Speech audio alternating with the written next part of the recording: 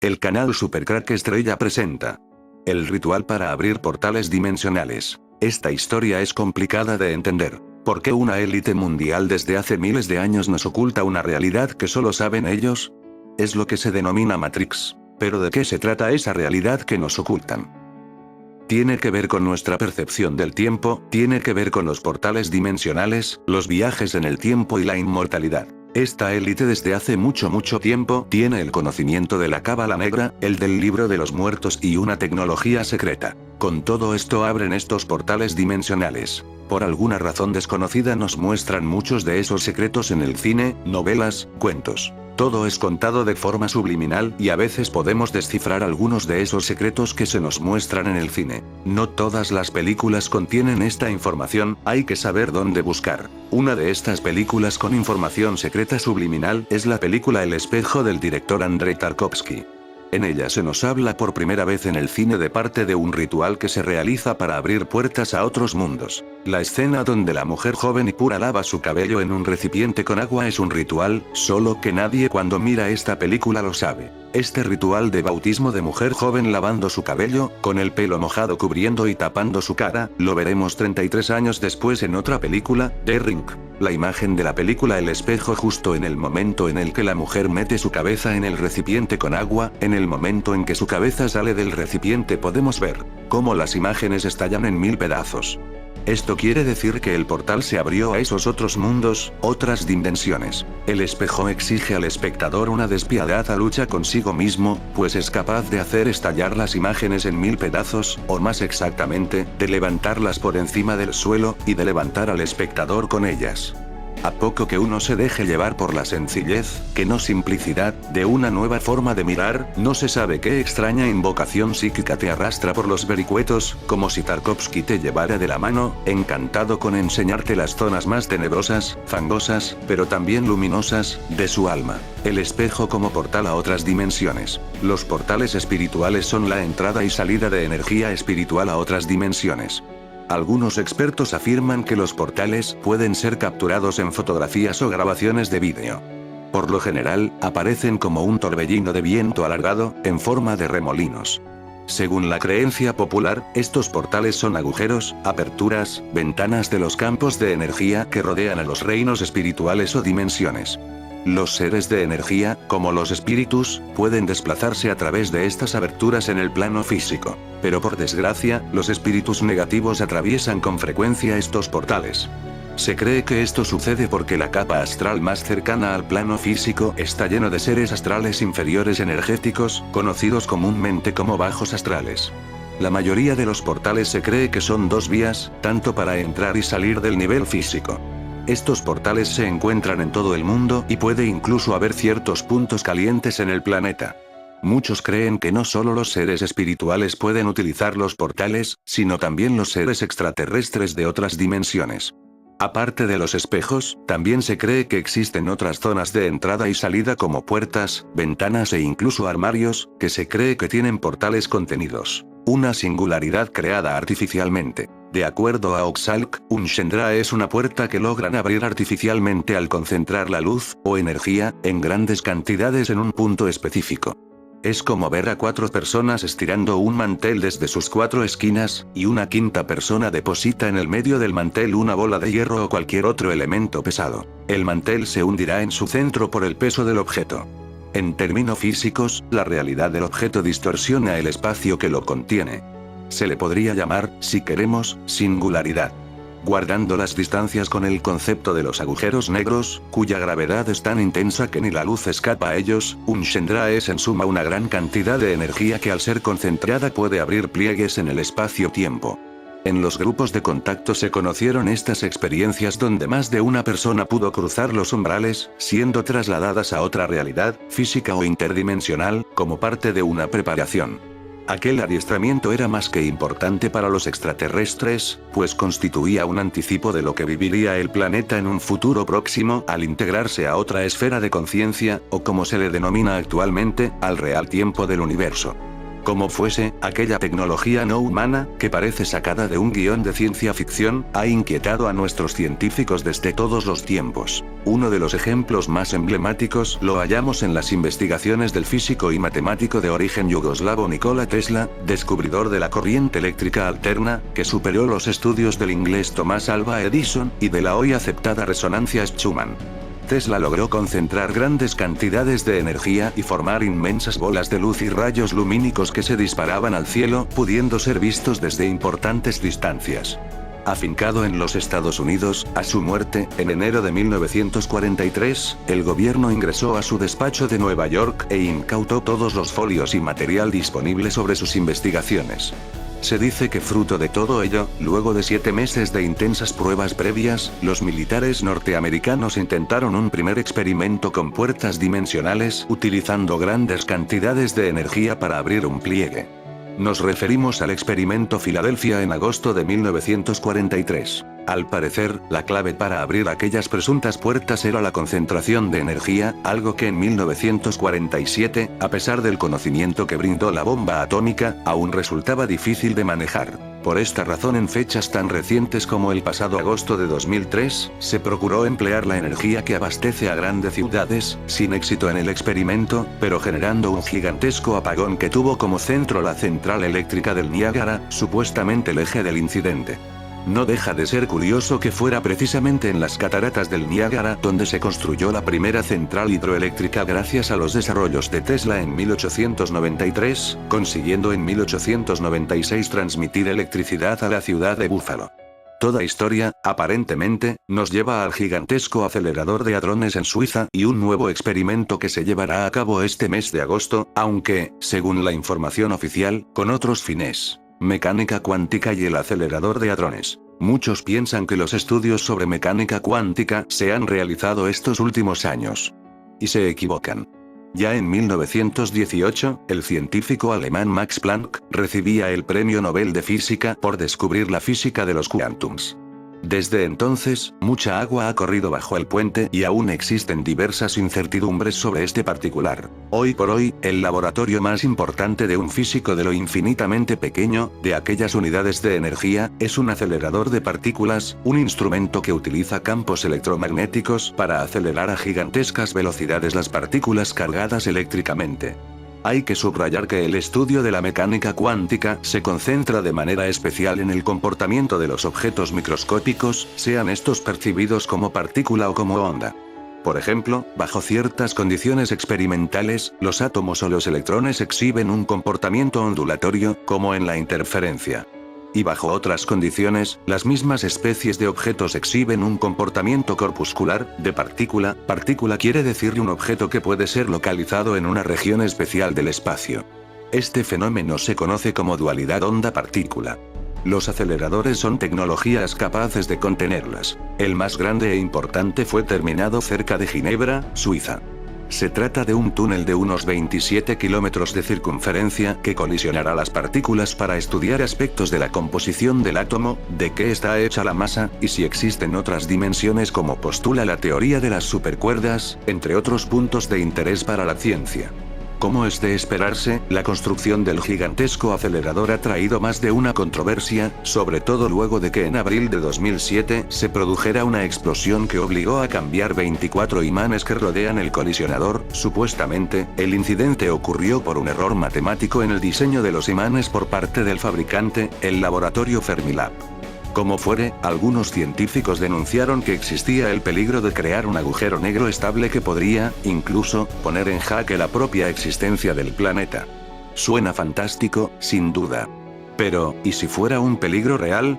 Lo cierto es que el experimento demanda una gran cantidad de energía que, de acuerdo a ciertas sospechas, está destinada a otra cosa. Hoy, a mitad de 2012, los percances con el LHC continuaron. Pero los científicos aseguraron, hace poco, el 4 de julio, día de la independencia de Estados Unidos, que habían encontrado una partícula coherente con el bosón de Higgs que avalaría el modelo estándar de la física. Con el tiempo, lo veremos. Volvamos a la película El espejo. Sinopsis. Un hombre, Alexei, habla con su esposa sobre su situación actual y los motivos por los que se han distanciado. La película es una evocación continua de recuerdos y sentimientos que abarcan diferentes tiempos. En la película suenan poemas escritos y recitados por Arseny Tarkovsky, padre del director. Retrata un pasado que es el suyo, pero también el de un país y el del acontecer mundial, cargada de simbolismo, onirismo metafórico, mística y poesía como para llenar una biblioteca. El espejo de Tarkovsky es un ejemplo de trascendencia en estado puro.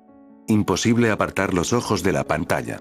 106 minutos hipnóticos, con cada diseño de plano, con la luz, con la magia.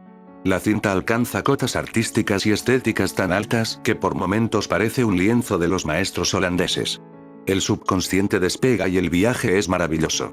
El sueño meridiano pre-mortis de un hombre que revisita los recuerdos que han marcado su infancia a través de los ojos de su mujer, su madre, su hijo y él mismo, siendo todos y ninguno a la vez. Un espejo para el espectador que convierte a la película del genio ruso en su propio reflejo, en su propia historia. Impresiones, sensaciones, olores. Los 4 elementos testigos hilvanadores de los ciclos vitales. El misterio de la vida, de los sueños, de lo inerte. La belleza de las palabras y de los objetos. Arte y poesía. Las estaciones. La tristeza, el llanto. La pérdida de la inocencia. Los temores, las pulsiones. El amor de madre, el primer amor. Un despliegue de toda la poética del inmortal de Tarkovsky, que nos hace reflexionar sobre la condición humana y la belleza implícita en la vida, el amor y muerte. Bautismo satánico para adultos. El primer requisito que se necesita para ser bautizado es el de haber alcanzado la mayoría de edad legal. Esto es muy importante, pues se considera que a esta edad uno ya está capacitado para torcerse si así lo desea y atenerse a las consecuencias o atribuirse los méritos que su decisión le comporte. En el bautismo para adultos los participantes son el sacerdote, con sus ayudantes, el iniciado, además de los testigos que éste haya invitado, si bien la ausencia de estos últimos no es obstáculo para que la ceremonia pueda realizarse. Como en el bautismo infantil, se precisan los actos prescritos en la Biblia satánica y las 2 vasijas, una con tierra y otra con agua de mar, más un brasero, carbón e incienso. Igualmente, los participantes deben vestir sayones negros, excepto el sacerdote, cubriéndose la cara con los capuchones. Deben llevar colgados al cuello amuletos con el símbolo de Baphomet. El brasero, el taburete para el iniciado y las 2 vasijas se colocan cerca del altar. Se encienden las velas, incluyendo la que habrá de usar el sacerdote, la llama negra. También se enciende el carbón. En este momento se debe escuchar la música apropiada. El iniciado se arrodilla ante el sacerdote y este procede a recitar la primera clave enochiana de la Biblia satánica a la vez que se dirige al iniciado diciendo: bajo la luz majestuosa de la sabiduría no mancillada, despierta y entra en el bosque arcadiano, donde todos los restos de tu falsedad serán como corteza muerta arrancada al tronco, y donde tus fútiles hipocresías, tanto las conocidas como las no conocidas, no envolverán ya tu mente y tu cuerpo. Rechaza tu túnica blanca, siéntate y afronta a tu príncipe, mostrándote a él tal como viniste a la vida, es decir, desnudo y sin rubor. Ahora tu majestad volverá a ser como el soplo refrescante de los vientos nocturnos, que nos llegan de los lejanos dominios de Belial. El sacerdote pasa la llama de la vela 4 veces por debajo de la planta de los pies del iniciado mientras recita la oración correspondiente. Luego vierte incienso en el brasero y, al hacerlo, sus ademanes indican que está reconociendo el aire de la ilustración. Después retira un poco de tierra de la vasija y la pasa por las plantas de los pies y las palmas de las manos del iniciado diciendo: ahora, como antes, cuando la madre de todos nosotros ablandaba nuestro camino, vuelve a ofrecerse a ti. Penetra en su seno y recréate en el resplandor de la tierra. Luego el sacerdote unge al iniciado, con agua de mar, y prosigue. Has llegado hasta nosotros desde las áridas extensiones, con los labios resquebrajados e hinchados, y tus pasos te han conducido a las protectoras cuevas subterráneas de Leviatán. De esta agua salada brota toda la vida. Levántate y envuélvete en el mundo de la oscuridad. El iniciado se levanta y se pone la túnica negra. Luego el sacerdote le coloca el amuleto alrededor del cuello mientras dice: te coloco el amuleto de Baphomet, y con ello sello tu compromiso eterno con Satán. Levanta tu mano derecha hacia el signo de los cuernos y que él reciba tu juramento. Después el sacerdote se coloca de cara al iniciado y con la punta de la espada describe un pentagrama invertido. Este es trazado en el aire, frente al pecho del iniciado y al amuleto recién consagrado. Sacerdote e iniciado se vuelven hacia el altar y hacen el signo de los cuernos. Luego, el sacerdote exclama: ¡Viva Satán! El sacerdote agita la campanilla para dar más misticismo al ambiente y la llama negra se extingue. Si el vídeo te ha gustado, dale al pulgar arriba y suscríbete a mi canal.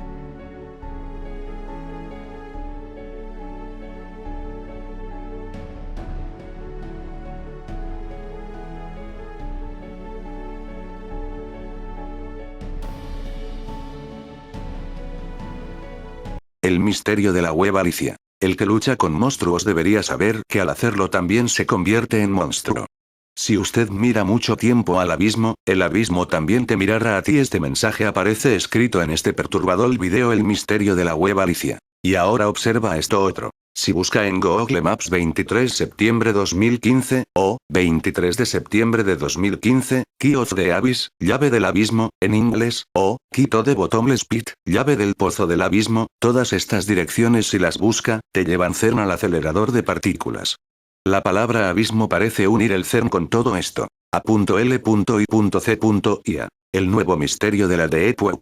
Un audio de fondo, así que, procedí con precaución, pero, al entrar a la página no escucho nada, y solo veía un texto en rojo, de lo que me pareció ser portugués, entendí varias palabras pero no me era suficiente, y la ausencia del audio me dejó más en suspenso, así que me fui a la PC, y abrí la página ahí, ahora aparecía A.L.I.C.I y una cuenta atrás. En PC, el audio ya se podía escuchar, era un audio al parecer distorsionado, que original, en el cual se pueden escuchar un bebé llorando, una lavadora, unas voces, golpes, gritos, una puerta que rechina y al final un grito de mujer y lo que parece ser un golpe muy fuerte o un disparo, luego un corto silencio. No querrás perderte del rapto de la iglesia. Porque entonces, tendrás que tratar con todas las fuerzas de la naturaleza y del abismo que cubrirá la tierra como un manto. La humanidad vivirá el temor, minuto a minuto en sus vidas. De hecho, las personas dejadas atrás en el rapto tendrán que lidiar directamente con un anfitrión sumamente demoníaco que Dios liberará de su prisión en el abismo. El quinto ángel tocó la trompeta, y vi una estrella que cayó del cielo a la tierra. Y se le dio la llave del pozo del abismo. Y abrió el pozo del abismo, y subió humo del pozo como humo de un gran horno. Y se oscureció el sol y el aire por el humo del pozo. Y del humo salieron langostas sobre la tierra. Y se les dio poder, como tienen poder los escorpiones de la tierra. Apocalipsis 9, 1, 3. Estas langostas y escorpiones son, en realidad, demonios tan poderosos que Dios ordenó que estuviesen en prisión. Examinemos el comentario bíblico Jamieson Fawcett Brown para un entendimiento más claro de estos versículos. Las palabras, el pozo del abismo, no son más que el orificio del infierno donde mora Satanás y sus demonios. Los escorpiones de la tierra, en contraste con las langostas que suben desde el infierno, y no son de la tierra. Obviamente, estos escorpiones y langostas que han sido liberados de los pozos sin fondo, el abismo, el orificio del infierno donde mora Satanás y sus demonios son demonios. El apóstol Juan está simplemente describiendo estos seres demoníacos usando el único lenguaje que conoce, que es el griego de su tiempo. Aún más, él está describiendo a estos demonios comparándolos con el ser creado más cercano que está en la tierra. Note ahora que estas langostas demonios se esparcen sobre la tierra. El poder que Dios le otorga sobre los hombres es para atormentarlos a través de sensaciones de dolor punzantes. No pueden matar a las personas. El asunto clave es que estos demonios literalmente se esparcen sobre la tierra y les es dada la libertad de moverse en la tierra. Literalmente, la tierra se convierte en el infierno. Es aquí donde obtenemos la expresión que nos es tan común, el infierno en la tierra. ¿Es esto lo que verdaderamente merece la humanidad en este tiempo de su historia? ¿Está Dios en lo cierto al permitir que el anfitrión demoníaco atormente a todos en la tierra? Después de todo, se nos dice que el corazón del hombre es esencialmente bueno y que él está solamente corrompido por un ambiente malo.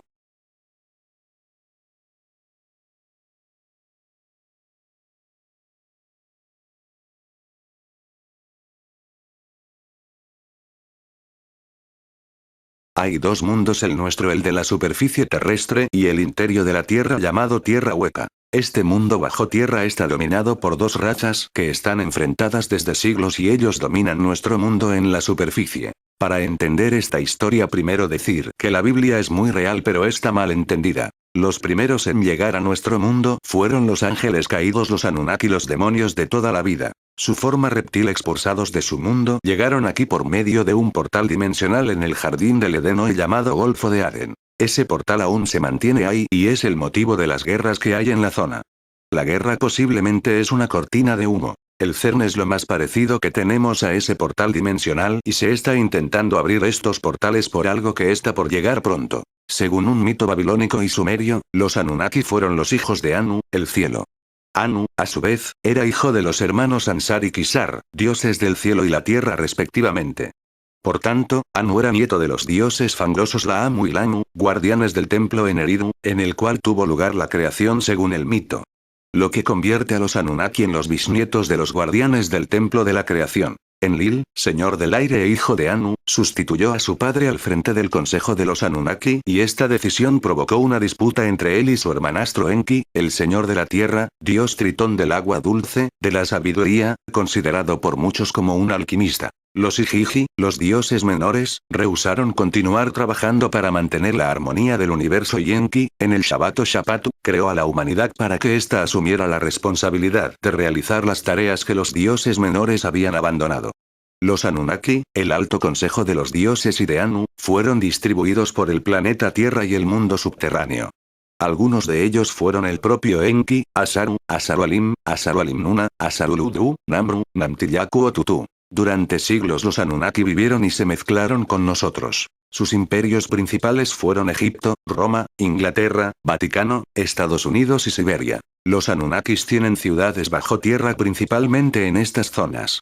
La Biblia lo llama infierno. Las famosas voces de Siberia son de estas ciudades bajo tierra donde viven seres humanos. La vida aquí tiene sus propias leyes y su propio idioma.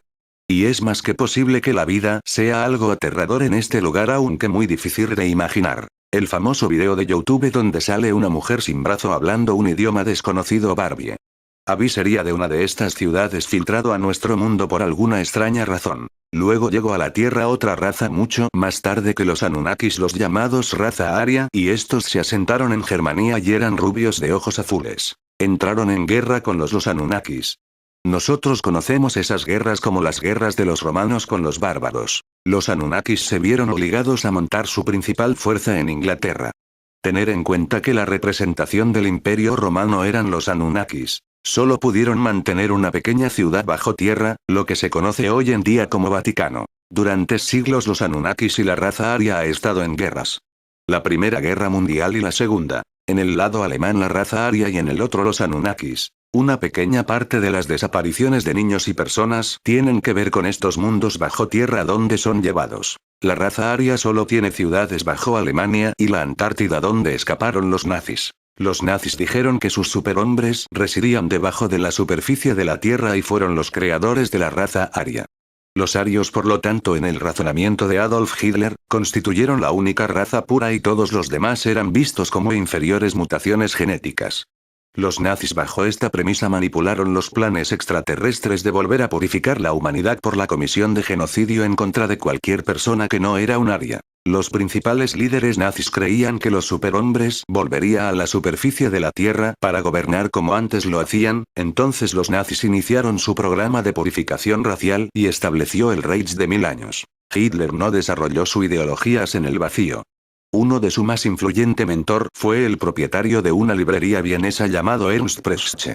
El Dr. Stein describe a Preschke como un hombre de aspecto maligno con apariencia de sapo. Preschke era devoto del misticismo germánico que predicaba la venida de la superraza aria. Hitler frecuentaba el negocio de Preschke y empeñaba libros cuando necesitaba dinero. Durante aquellas visitas, Preschke adoctrinaba a Hitler en misticismo germánico y con esto estimulaba a Hitler en el uso de drogas alucinógenas como instrumento para lograr la iluminación mística. Con esta información no pretendo llenarlos de miedo y desesperanza, solo tener presente las herramientas de posibilidades y probabilidades cercanas para estar preparados y atentos. Somos más grandes de lo que imaginamos y con un poder inimaginable por el cual ellos tanto se pelean.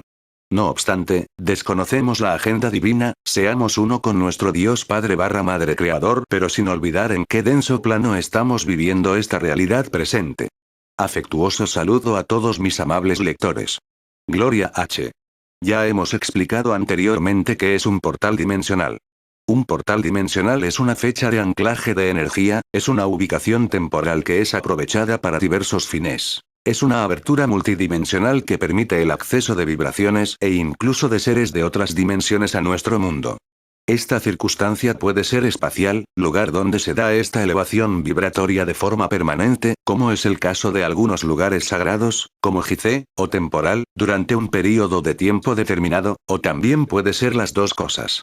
Para abrir un portal se requiere de la fecha de anclaje, 9 de septiembre de 2009, 10 de octubre de 2010, o por ejemplo los equinoccios, 23 de marzo de 2010, 3, cuyas energías son las que permiten la apertura del portal, para lo cual se hacen rituales y se toman en cuenta elementos importantes como las matemáticas, la astrología, la geomancia, numerología, meditación, la magia y energía humana en grandes cantidades, sí, tu propia energía.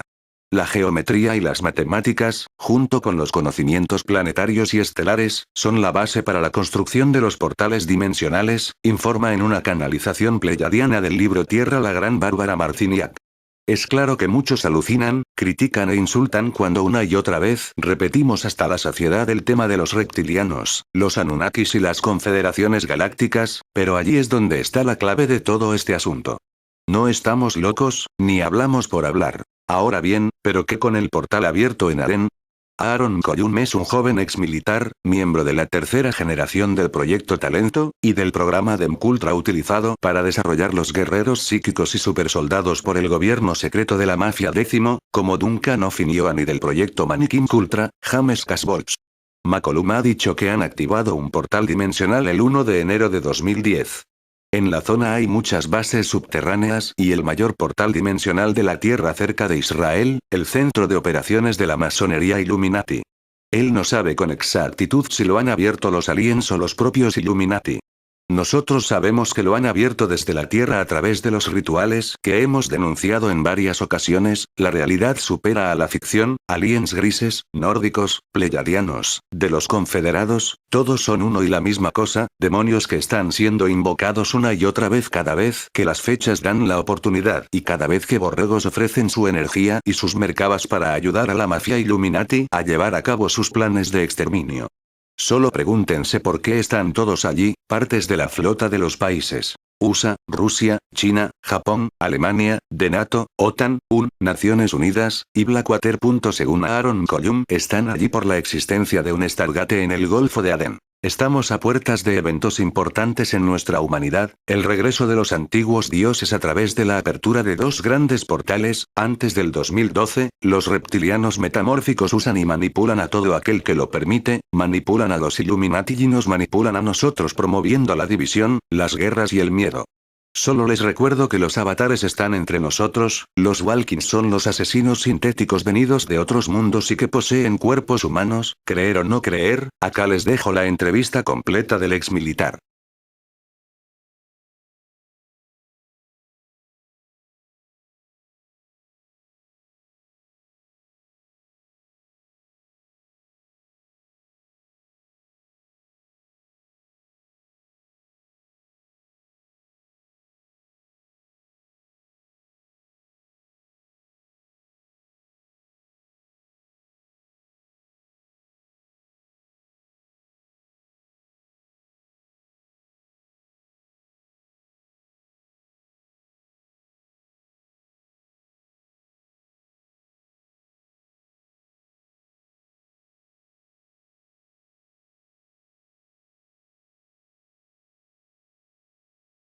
Supercrack Estrella presenta. ¿Quién controla la Matrix? Ángeles caídos. A veces ocurre que hay personas que llegan al poder y se rebelan contra el orden establecido. Ese orden donde unos cuantos controlan a toda la humanidad. Esos cuantos que controlan nuestras vidas pueden ser 1 millón de personas, pero ellos tienen por encima a los que muchos llaman extraterrestres, seres dimensionales o reptiliano. Para mí está claro que todos estos son ángeles caídos, demonios. La Biblia está codificada y a veces lo que parece algo divino no es tan divino y celestial, y tiene un carácter material, donde incluso uno puede detectar tecnología como la que dicen que usan los extraterrestres. Empecemos por descodificar una pequeña parte de la Biblia, la que hace referencia a la expulsión de Satanás del cielo y su llegada a la tierra. Recordar que Satanás Lucifer era un ángel. Por esta razón, cuando fue expulsado junto a los 200 ángeles que se rebelaron contra Dios, fueron llamados ángeles caídos. Caídos en nuestro planeta Tierra mucho antes de Adán y Eva. La Biblia hace referencia a que Satanás, cuando cayó en la tierra, lo hizo en forma de dragón, lo que quiere decir que tenía forma de reptil. Como algunos de sus 200 ángeles, no todos. La Biblia dice: yo vi caer al dragón como un rayo a la tierra. Aquí hay que descodificar otra vez la Biblia. Y ahora es cuando esto se pone muy interesante. Esto del rayo quiere decir una tecnología que lanzaba rayos para abrir seguramente un portal dimensional. Hoy en día disponemos de esa tecnología, aunque aún está en pañales. ¿Sabéis de qué máquina se trata? Pistas. Primera pista: lanza rayos. Segunda pista: colisiona rayos o choca rayos uno contra otros. Muchos científicos piensan que con esta máquina se podría abrir puertas dimensionales. Es el proyecto más caro y descomunal de la historia. Bueno, ya vale. Es el acelerador de partículas, el llamado CERN. Volvamos al principio de video. ¿Qué ocurre cuando una persona llega al poder y no está al corriente de este mundo Matrix? Una persona buena, que desde que era un bebé era ya súper rico, de una familia poderosa. Una persona con un valor sobrehumano. Héroe de guerra de la Segunda Guerra Mundial. Una persona que, pese a tenerlo todo en la vida, es capaz de arriesgar su propia vida para salvar a sus compañeros. Bueno, vale ya. Esta persona era Kennedy. Muchas personas desconocen de Kennedy que los dolores tan terribles que sufría de espalda eran a consecuencia de que torpedero PT-109 fue hundido por un barco de guerra japonés. Kennedy tomó con los dientes el arnés del salvavidas del marinero Patrick Mahon, quien se encontraba herido, y nadó con los demás tripulantes hacia la isla. 4 kilómetros nada menos. Aquello le destrozó su espalda de por vida. Pero él nunca usó esto para ganar su campaña a presidente. Sí, amigos, Kennedy era de otra pasta, y cuando llegó al poder realizó cosas únicas como colegios y universidades para blancos y personas de color. Había que tener, para realizar esas cosas en los Estados Unidos en aquella época. Y entonces el poder de los ángeles caídos hizo lo que hace cuando ya no tiene más remedio. Mostrar un poco de esa realidad Matrix para que éste se asuste. Mostrar cómo estos ángeles se transformaban de humanos a demonios. Mostrar la fuerza sobrehumana que tienen. Mostrar sus poderes de telequinesia y mental. Mostrar su tecnología secreta. ¿Y qué hizo Kennedy? Hablar a su país por televisión de las sociedades secretas que están en manos de estos ángeles caídos. Permitirme la gracia. Menudos huevos. A los pocos días murió asesinado, y lo hicieron así, porque querían lanzar un mensaje a los que se resisten, como el señor Alexis Tsipras de Grecia. Quién sabe, quizás el señor Alexis Tsipras está viviendo algo parecido, resistirá.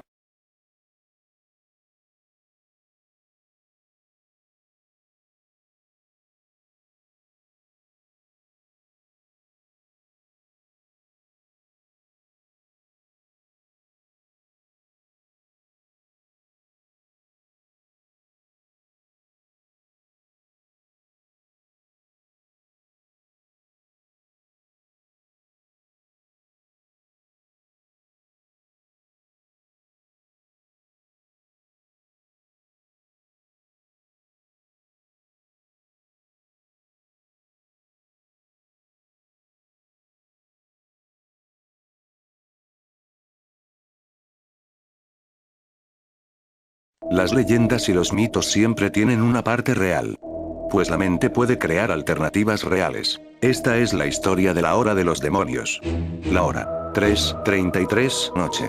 Cuenta la leyenda que a esta hora se abren las puertas a mundos infernales, a otras dimensiones ocultas. Y si no cumples las 3 reglas básicas, puedes ser raptado por estos demonios. Las 3 reglas que tienes que cumplir son las siguientes. No tienes que estar despierto a las 3:33 noche, pues esta hora es hora de demonios. No tienes que estar nunca solo a las 3:33 noche, pues la soledad es amiga de demonios. No tienes que estar en total oscuridad a las 3:33 noche, pues la noche es el manto de los demonios. Muchos han pensado que se trataba de un cuento chino y se han burlado, pero otras personas aseguran que quienes no han hecho caso de la advertencia y han aceptado el desafío, han desaparecido para no volver nunca jamás. Dicen que Daniel y sus amigos conocieron esta historia por un cómic viejo que encontraron en un viejo sótano de su pueblo y quisieron llevarlo a la práctica. La noche de un sábado día 24 de junio era perfecta, pues esa noche Daniel estaría solo en casa ya que sus padres tenían que realizar un viaje. La ventana de Daniel estaba enfrente de la ventana de uno de sus amigos. Eran 2 edificios separados por unos 50 metros. Ambos vivían en la planta 12. El plan para poner en práctica la leyenda de la hora maldita 3:33 era el siguiente. Daniel en total oscuridad encendería una pequeña linterna a las 3:25 de la noche y dejaría su móvil al habla con sus amigos abierto para poder escuchar con el manos libres. Y así fue todo como se realizó. A las 3:25 llamó Daniel por el móvil a sus amigos dejando el manos libre. Las risas a un lado y otro del teléfono móvil fueron tremendas. Mientras pasaban los minutos hacia la hora maldita 3:33. Hora 3:27. Daniel, estoy aquí. Ja, ja, ja, ja. Daniel, esto es una mierda, aquí no pasa nada. Espera, debajo de mi cama suena algo, más risas. Si es una tía, vamos corriendo para allí, risas. Daniel, no es, Dios mío, sus ojos son rojos, y más risas de Daniel. Pega ya, Dios, esto es una tontería. Ja, ja, ja. ¿Estás cagado o qué? Hora 3:32, esperar, Dios, escucho algo. Ja, ja, ja. Es cierto, Dios, es cierto, son como susurros. Ja, ja, ni se te ocurra encender la luz. Joder, Dios, algo se está abriendo en el suelo, es como una espiral. Risas y risas. Y silencio. Ey, tío, ¿estás allí? Ey, ¿qué pasa? ¿Que no cuela? Bueno, pues hasta mañana. Fui catapultado fuera de mi cama al hoyo del infierno. Mi punto de llegada fue una celda de aproximadamente 5 metros de alto por 3 metros de ancho, con una profundidad de 5 metros. Dentro de sus paredes de piedra gruesa y barras rígidas en la puerta, me sentí como si estuviera en una zona de almacenamiento temporal, un lugar donde un prisionero espera sus últimas horas antes de encontrarse con un destino mucho más aterrador. Mientras yacía en el suelo de la celda, me sentí muy débil. Levanté la cabeza, empecé a mirar alrededor. Inmediatamente me di cuenta de que no estaba solo en esta celda. Vi a dos bestias enormes, de más de 3 a 4 metros de alto, diferentes a cualquier cosa que jamás hubiera visto antes. Eran muy intimidantes. Una cosa es estar amenazado por alguien mucho más alto que tú, pero estos seres no eran de este mundo natural. Me di cuenta de que eran totalmente malos, y estaban mirándome con odio puro, sin restricciones, lo que me paralizó de miedo completamente. Maldad y terror estaban delante de mí. Estos seres eran una manifestación intensamente concentrada de esas dos fuerzas. Yo todavía no tenía idea de dónde estaba, y estaba absolutamente aterrorizado. A pesar de que no tenía un punto de referencia, ni estaba familiarizado con todo lo que estaba experimentando, y sin entender cómo había llegado aquí, sin embargo estaba seguro que me enfrentaba a la realidad inimaginable de una muerte por tortura. Estos seres no eran animales, pero tampoco eran humanos. Una de estas bestias gigantes tenía aspecto como de hombre.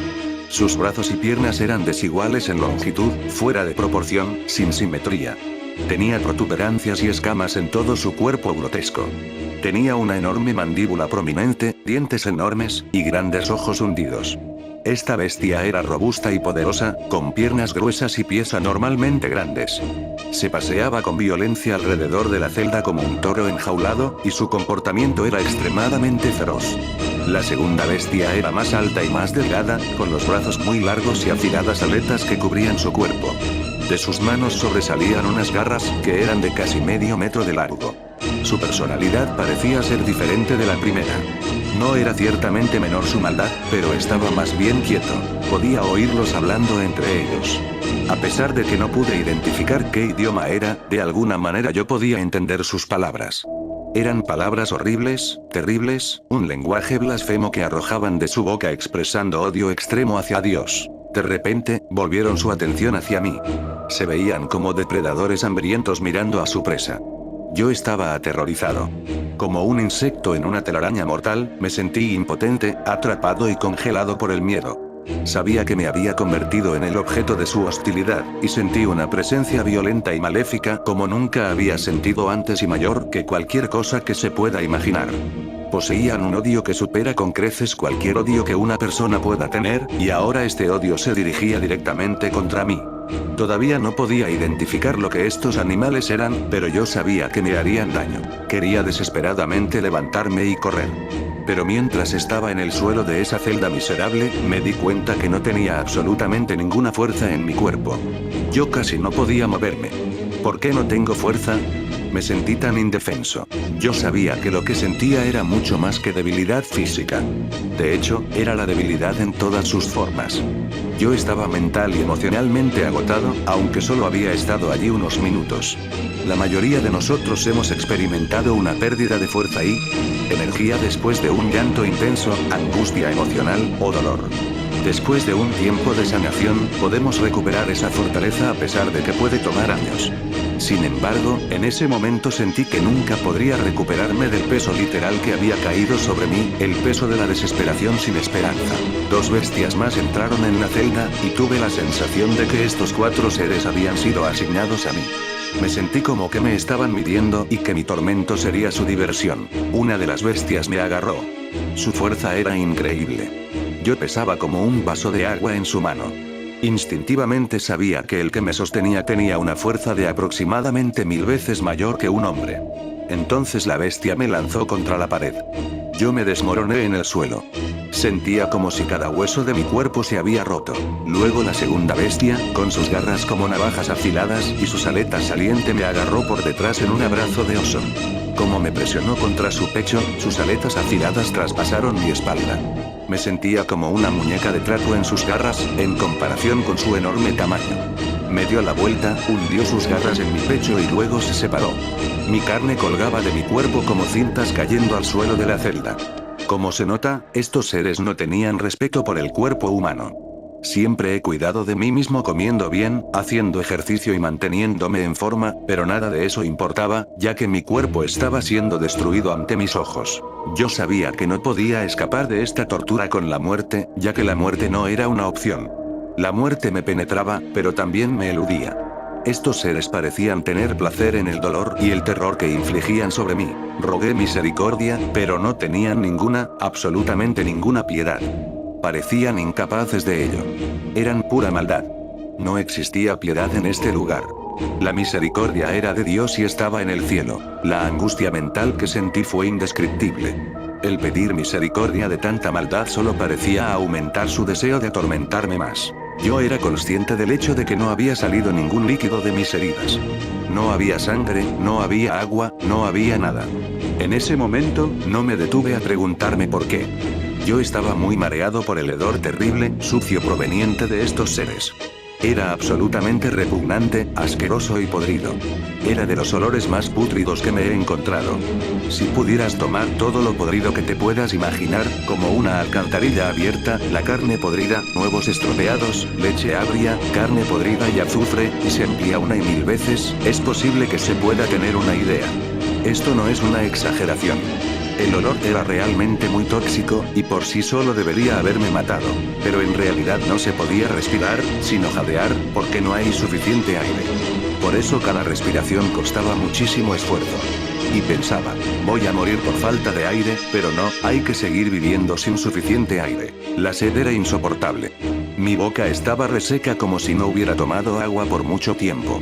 Una sola gota de agua me hubiera aliviado, pero tampoco había agua. Instintivamente sabía que algunas de las cosas que experimentaba en el infierno eran 1000 veces peor que lo que era posible en la superficie de la tierra, cosas tales como los olores mencionados, la fuerza de los demonios, el volumen de los gritos, la sequedad y la soledad que se siente.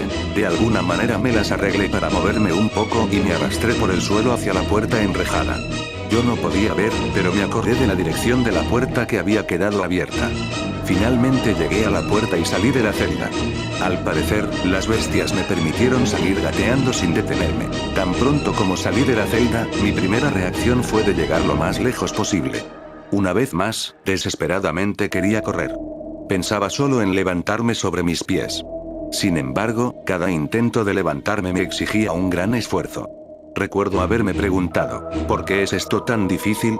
Después de un tremendo esfuerzo, por fin pude estar de pie. Yo estaba agotado completamente y, al mismo tiempo, muy frustrado porque un simple movimiento se había vuelto muy difícil. A pesar de que ahora estaba fuera de la celda, no podía correr, y el miedo me atenazaba como una serpiente constrictora a su presa. Me quedé horrorizado al oír a una multitud incalculable de personas gritando atormentadas. Esto era un gran tormento, pues los gritos llenos de terror venían hacia mí y parecían penetrar todo mi ser. La oscuridad era terrible, una negrura pavorosa que no se conoce aquí en la tierra. Las llamas iluminan muy poco. Y en ese espacio inmenso de kilómetros de fuego podía ver las siluetas de gente gritando pavorosamente y quemándose en el fuego. Trataban de salirse, pero los demonios las lanzaban nuevamente al fuego. Luego vi más demonios de todas las formas más desagradables que se pueda imaginar, llenos de odio. Y yo sentía que no podía salir de allí nunca, nunca, que eso era para toda la eternidad. No puedes hablar con nadie. Solo estás rodeado de estos demonios llenos de odio. Las torturas son inmensas, pero el peor sentimiento es la separación de Dios y la desesperanza. Saber que nunca se puede salir de allí. En medio del pánico y el ruido ensordecedor, me esforcé en pensar, estoy en el infierno. Este es un lugar real, y estoy realmente aquí. Yo trataba frenéticamente de entender, pero era tan inconcebible. Yo no. Yo soy una buena persona, me dije. El miedo era tan intenso que no podía soportarlo, pero me daba cuenta que no podía morir. Sabía que la mayoría de las personas en la Tierra no creían, ni siquiera sabían de este mundo aquí. Ellos no lo creerían. Pero existe, y es muy real. Este lugar es tan terrible, tan intenso y tan hostil que sería imposible para mí exagerar el horror. Lo que sí sentía era que estaba allí perdido para siempre, sin poder hacer nada para salir o para aliviarme. Libro de Bill Weiss en tiempo por reloj en la Tierra. Estuve en el infierno entre las 3 y las 3:23 de la madrugada, cuando fui devuelto al suelo de la sala de mi casa. Allí, totalmente aterrorizado, me encontró mi esposa, quien me atendió y le expliqué lo sucedido.